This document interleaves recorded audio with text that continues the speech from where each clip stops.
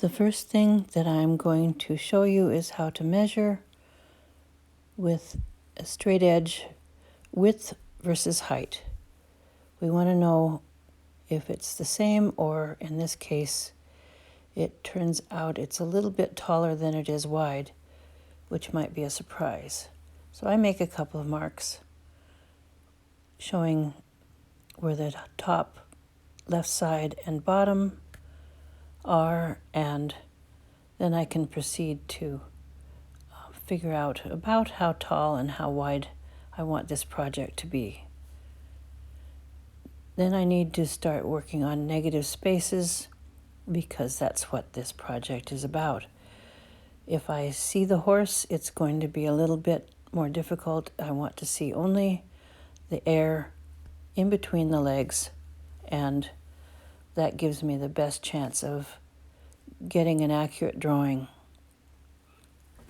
After deciding what my proportions are, I'm going to fill in between the back two legs this shape as close as I can to what I am seeing in front of me, just the air, and just as if I could cut it out of paper, not looking at the horse at all, because that will be definitely a distraction and it will take me to seeing what I think I know. You've heard me say that many times before. I fill it in, blend it, and then take a little bit of time to figure out where the next shape is going to be. From where I stop, I'm going to go to the right and see if I can figure out how far it goes, what the shape is in between where I started and stopped. Now delineate a little bit of an edge and fill in the next shape. Just the air. Just the air that is open between solid things. Go from there across. How far is it? How thick is it? And it starts with a straight line and then another straight line, leaving a corner that I can fill in. And once I fill that in, I can see the shape of the corner, shape of the obtuse angle. Go down looking at what the direction is of the angle of the front of the cannon bone and also the length. Get a kind of an outline. And then next thing would be to see if I can find the direction of that straight line, and after that, the next direction of the next straight line, and breaking it into 3 different straight lines, the last 2 about the same length, but with a different direction. Go across, see where I am. There's another stop, and what is the shape of that point or that triangle that is made from that piece of negative shape. Surprise, surprise, you don't even see from this view any part of the tummy of the horse. And so when we fill in the shape, again, fill it in, blend it, and see if we can compare one shape to the one that we're seeing. Now we need to figure out where the shape stops with this front leg that we're looking at now. Where does it stop? How far does it go in proportion to the other leg? Kind of a horizontal plumb line we're making here. Fill it all in, and the more I can fill in around,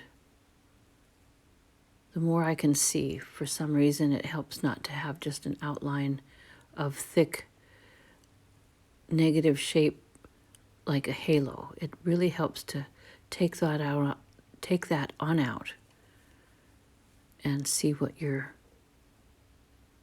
negative shape looks like after you have a lot of dark around it. Now we're kind of saying, okay, how far does this little U-shape top come up? Where does it stop? How far is it? Is it above the point? Yeah, it's a little bit above the point that we made before.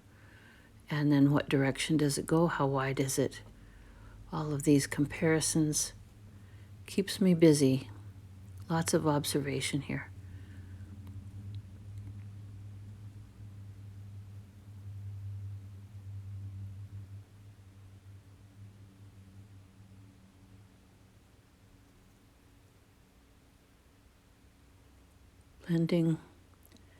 Blending the shapes makes it easier to see.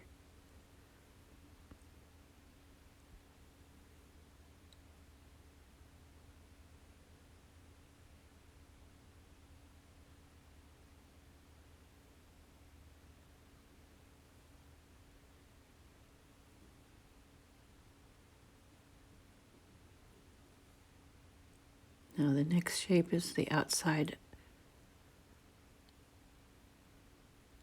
of the far leg, and I'm noticing that the angle, that first open curve, is way above the last shape that we made.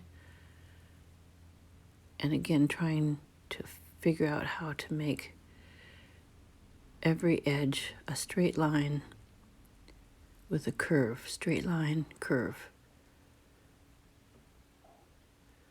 Sometimes I'll definitely start one direction and then go to the opposite end and come up from another direction, because that reveals sometimes if I'm off a little bit, I can figure out which one is off and make a determination where to go from there. Blending.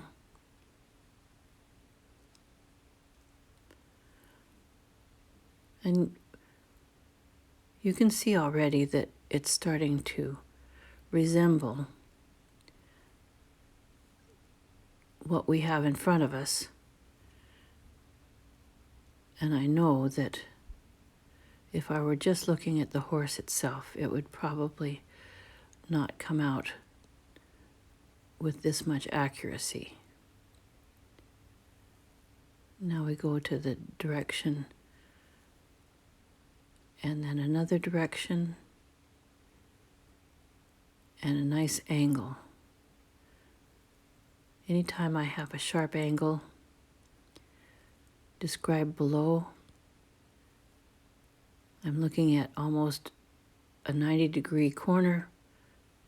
I always say to myself, I could put a corner of a piece of paper in this, and that would work, and that means that helps me see exactly what my shape is.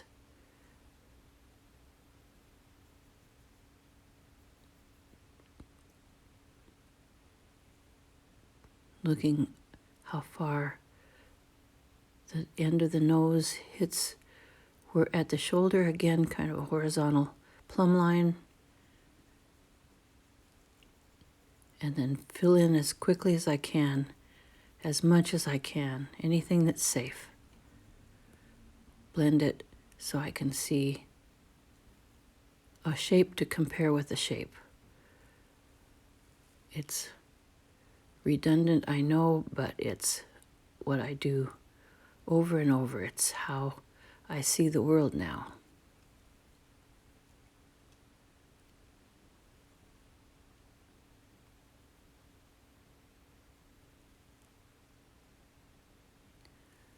Going to the other side, I will always leave the back till last, because it's the most difficult to see how far up it needs to be. So if I can come at it from a known smaller shape, it makes it much easier.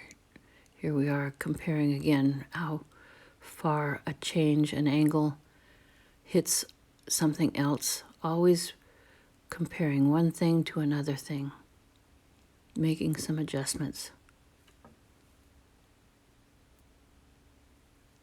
Looking at if I drew a straight plumb line here described by my stick, I can see what the shape might be and how far inside of this edge I need to be. We're definitely going wider towards the top.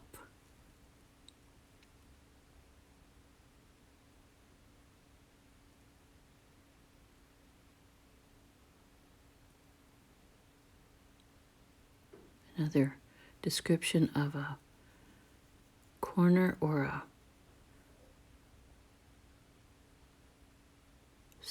circle, dark circle shape. Now comparing another straight line, fill it in. This looks like a great big old swoop of a butt, but I want to break it into a series of straight lines. So we're going to go, where's that corner? Where does it hit? Now once I have the corner, there's a straight line. What's the direction? Another straight line. What's the direction? Across the top.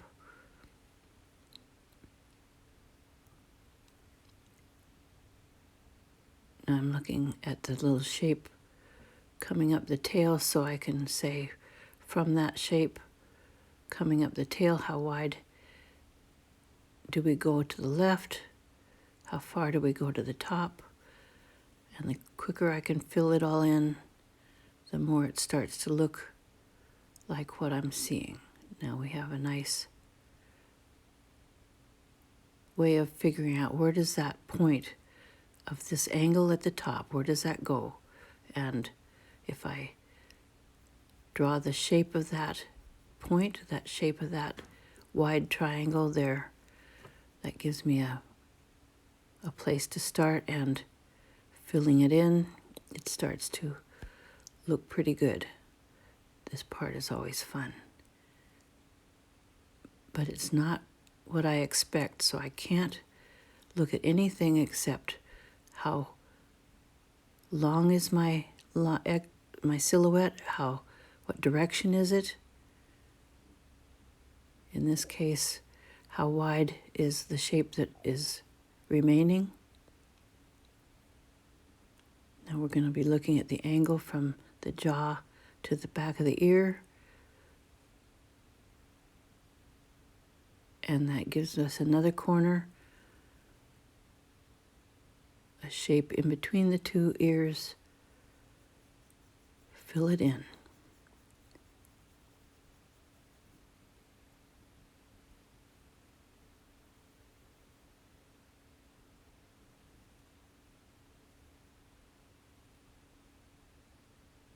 Now I have to notice, what is the height of one ear compared to the other?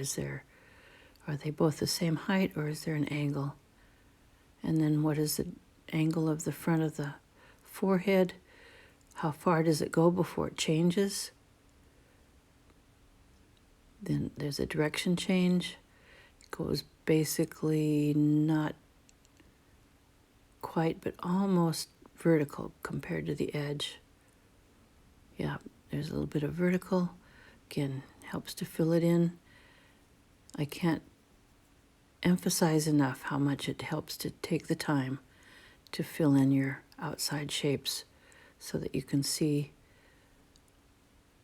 a great big shape just compared to a great big shape rather than just a heavy outline.